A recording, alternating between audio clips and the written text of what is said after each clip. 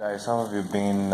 In this video I would like to unbox the USB extender cable for which is 9.8 feet.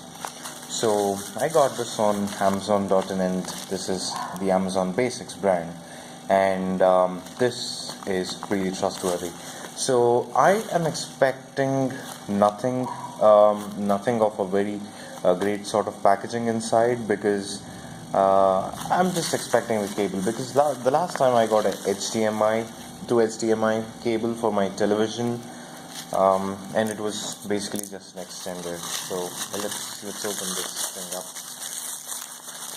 So you might want to check, you might want to see the price difference for the different cable lengths. I mean, this is 3 meters, and when I was looking for them, 1 meter cable costed $250, and 3 meter cable cost $350. So you might want to check that thing out.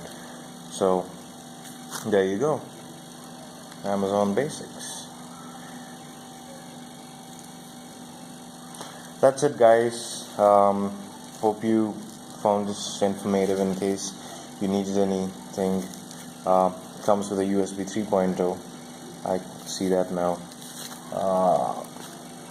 The blue for 3.0.